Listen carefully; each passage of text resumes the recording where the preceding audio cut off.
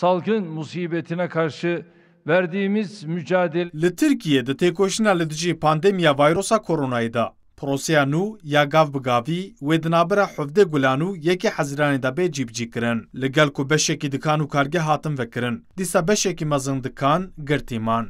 Hejmarek ji esnafên li Enqereyê jî ji bo vê rewşê protesto bikin. Xwestin li ber walîteya Enqereyê çalakî li dar bixin. Lê bilêhêzin ewlekariyê destûr nedan esnafan û hejmarek esnaf ji neçarî li ber dukana xwe daxuyaniyeke belav kirin û belgeyên bajê jî şewitandin. Türkiye'de milyonlarca insan Li Tirkiyeyê qedexe û tevdîrên ji adara 2020 û vir ve me hemiyan perîşan dike bi milyonan însan ji ket û rizqên xwe bûn û 55 milyon welatî jî bûn deyndarê bankaya.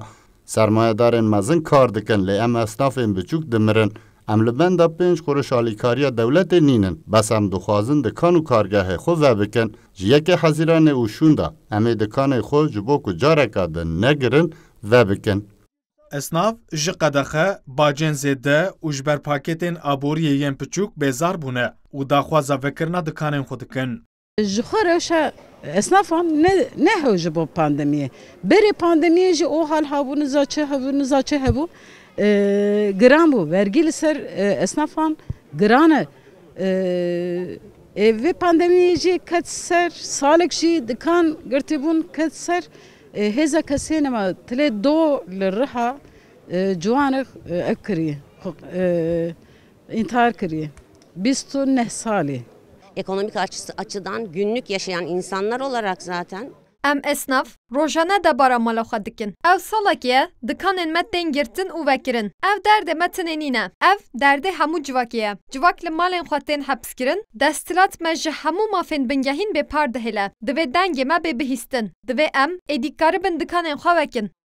Li gorî amarên sazî û dezgehên esnafan li Tirkiye bi giştî 350,000 zêdetir kargehên lokante, kafe, bar, meyxane, çayxane û restoran hene û ji ber pandemiyê ev salekî zêdetir e girtîne û li van kargehan jî nêzî 2,5 milyon kes dixebitin. Esnaf êdî ji yekê Hezîranê şûn de bi temamî li benda vekirina dikan û kargehên xwe ne.